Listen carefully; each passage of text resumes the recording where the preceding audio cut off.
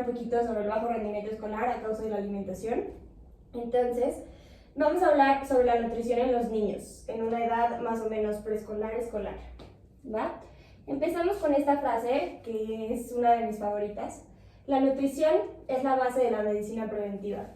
Hoy en día hay, creo que un poco más de atención respecto al tema de la alimentación, pero creo que no lo suficiente. Y si empezáramos a trabajar en la nutrición de los niños, es decir, desde edades muy pequeñas, sería mucho más sencillo evitar problemas a largo plazo como la obesidad, como es en el día de hoy de México.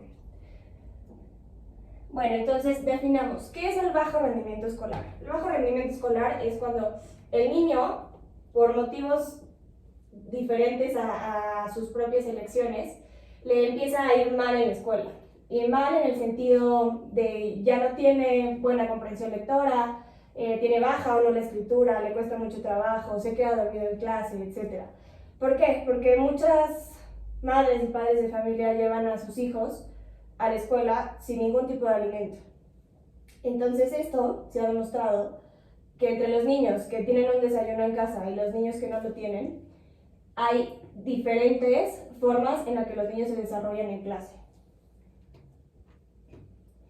Bueno, como los mencionaba anteriormente, las causas son muchísimas para el bajo rendimiento escolar, pero en esta presentación del día de hoy nos vamos a enfocar en la alimentación inadecuada. Entonces, la alimentación inadecuada, ¿qué es? ¿Qué es la malnutrición?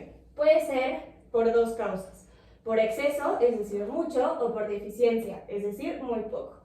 En exceso tenemos sobrepeso y obesidad. Un niño gordito que no es capaz de moverse a las mismas capacidades que sus compañeros, que quiere correr y no aguanta su propio peso, que se bofea. Y por deficiencia, un niño que no tiene los suficientes nutrimentos en el cuerpo para poder rendir.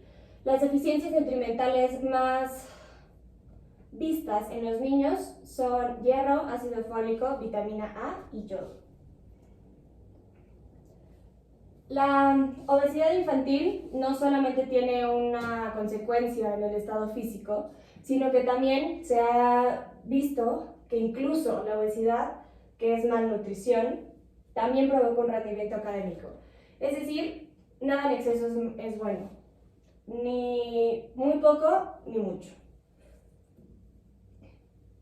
Y también el bajo aporte de nutrientes puede estar directa o indirectamente en desarrollo, junto con el desarrollo del cerebro, y algunos de estos nutrientes que se han notado como una relación cercana es el hierro, que provoca anemia en los niños y esto causa deficiencias. ¿Qué sucede en el cuerpo? En los cuerpos de los niños, en el momento en que podemos como ver un poco más sobre qué está sucediendo en estos, es que podemos notar una menor estatura o un bajo peso para la edad o bajo peso para la talla. Es decir, que para la edad que tiene debería de tener un mayor peso o para la altura que tiene debería de tener un mayor peso. Hay dos tipos de desnutrición en niños. El primero se llama kwashiorkor, que es una desnutrición energético-proteica, donde sobre todo se ve una deficiencia de proteínas y los niños se ven así.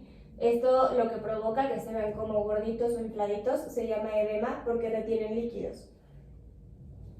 Y el marasmo, que es una desnutrición energético-calórica, son como los niños que a veces vemos en África que no tienen absolutamente ningún tipo de alimento. En esto puede ser que estén alimentados de carbohidratos, de lípidos, pero no de proteínas, y en el lado de acá no tienen ningún tipo de alimentos, entonces no tienen suficientes calorías en su cuerpo. Por lo tanto, su cuerpo empieza a comerse a sí mismo.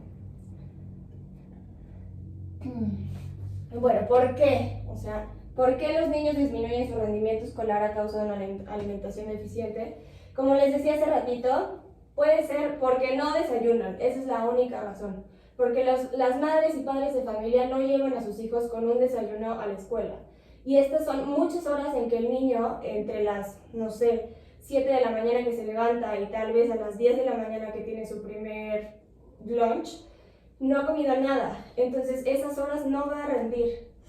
Y también puede ser por la calidad de la dieta, es decir, que lo que esté consumiendo el niño no sea lo adecuado ni para su peso, ni para su edad, ni para su sexo, ni mucho menos. O también muy típico que le dicen, te doy 5 pesos para que te compres lo que quieras, el niño se compra, no sé, probablemente un frutzi, unas palomitas, no sé, comida que no sea realmente de calidad y por lo tanto el niño puede estar en desnutrición, incluso cuando está bien alimentado. Y también se ha notado que está directamente relacionado toda esta parte de los nutrimentos con el tejido nervioso en su integridad estructural y funcional. Es decir, si el tejido nervioso no está sano y no está completamente bien formado, esto va a provocar, por ende, una menor capacidad cognitiva. Es decir, que las capacidades del cerebro de este niño realmente no van a tener las capacidades de un niño normal que esté realmente nutrido. Estos son algunos de los otros factores que determinan el rendimiento escolar. Están todos, como lo pueden ver, directamente relacionados a la nutrición, como son familiares, económicos, culturales, del sistema educativo o sociales. Por ejemplo, familiares, a la mamá se va a trabajar, no le da tiempo de hacerle desayunar al niño, se va. Económicos, o sea, por más que quisiera darte lo que quisiera darte, no puedo porque no tengo el dinero. Culturales, porque no sé, a mí me enseñaron que a los niños se les da Coca-Cola en el desayuno. Eso es parte de la cultura. El sistema educativo, que no haya, no sé, suficiente sustento económico para los lunch de los niños y entonces hay una pelea entre los niños, entre los padres de familia y el sistema. Y sociales, que, no sé, el niño probablemente pueda tener algún problema, que se sienta con bullying, que no se sienta a gusto, que no quiera salir a comer, etc. Entonces, los hábitos alimentarios, que es algo que creo que podemos inculcar desde la parte más chiquita con nuestros hijos, esto va a ser en la calidad de alimentos que nosotros les demos, es decir, como enseñarles a comer desde muy chiquitos. La malnutrición, hay que deshacernos de este problema, ya sea para arriba o para abajo, para exceso o para deficiencia, es decir, obesidad o desnutrición. Y en el estado nutricional general del niño, tenemos que poner atención específica a las deficiencias específicas de los niños. Si tiene deficiencia de yodo, si tiene deficiencia de vitamina B, si tiene deficiencia de lo que sea algo muy específico, enfocarnos específicamente en eso. ¿Por qué una alimentación saludable ayudaría a mejorar el rendimiento escolar de mi hijo? Ok. Se ha visto que el primer paso para este cambio de hábito es sí o sí darle 3 comidas al niño. Son importantes las colaciones, yo no digo que no, estoy completamente de acuerdo, pero empezar con esto es el primer paso para que ellos entiendan sobre hábitos alimenticios, que no aprendan a saltarse una comida, que digan como no, pero yo nunca desayuno en mi casa, yo no sé qué es eso. Y el día que tú quieras que el niño desayune, probablemente te va a decir que no. Entonces, 3 comidas al día puede ser una de las claves para mejorar el rendimiento. Y la clave está en el equilibrio adecuado y perfecto, en el balance energético, es decir, que el niño coma lo que tiene que comer, que coma lo que va a gastar. Esto es un balance energético que se mantenga a la par, ni negativo ni positivo.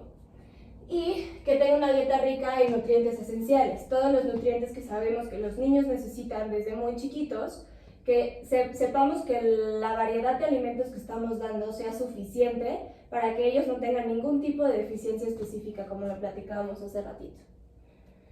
Y bueno, estas son unas ideas de snack que preparamos para ustedes, ok, a veces es como, ok, ya tengo la información, sí, me queda claro, yo no le daba de desayunar a mi niño, la verdad es que no tengo mucho tiempo, no le gusta comer, me cuesta mucho trabajo, etc.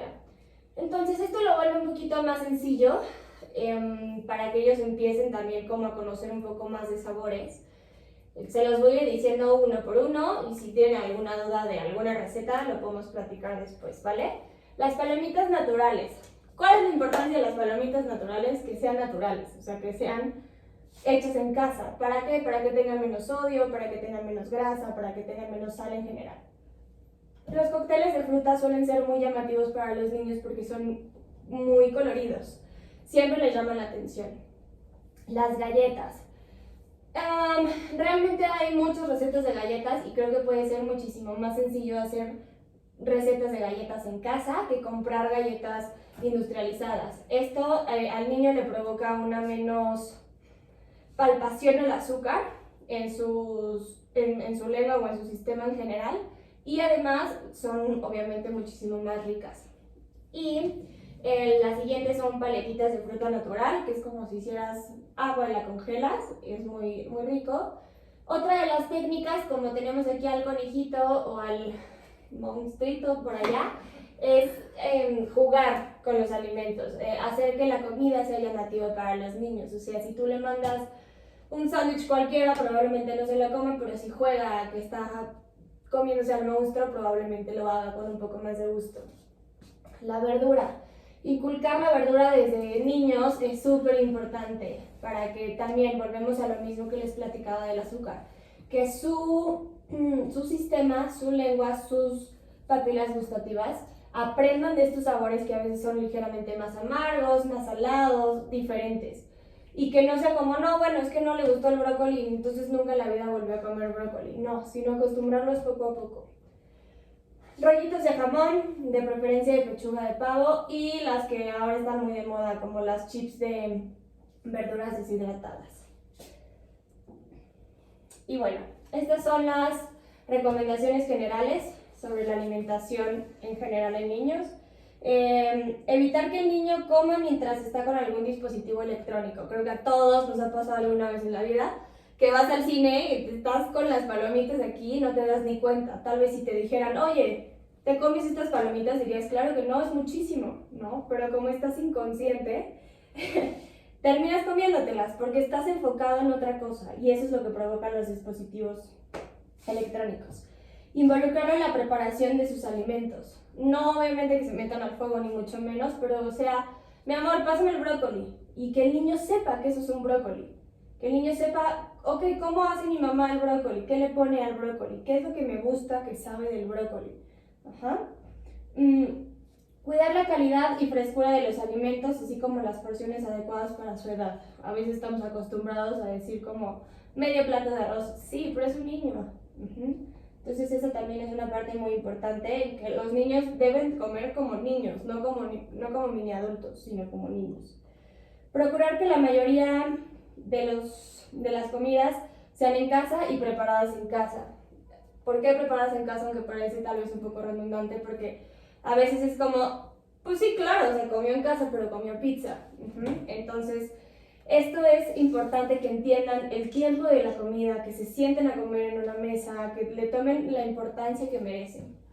Evitar hablarles sobre alimentos malos y buenos, ¿no? Así de las galletas son malas y el brócoli es bueno. No, ningún alimento es bueno y es malo, y esto a largo plazo nos puede provocar un trastorno alimenticio. Y fomentar la actividad física y el juego. Que el niño se levante, que se salga a jugar, que vaya a la privada, que ande en bici, que juegue, brinque, porque esa es la manera en la que los niños hacen ejercicio, no tanto como vete a la bici 3 horas. Y bueno, eso es todo. Muchas gracias por escucharme. Espero que les haya gustado y que sea información que les funcione. ¿Alguien tiene alguna duda? ¿Quiere decir algo? ¿Aportar algo? Okay. Muchas gracias. Adiós.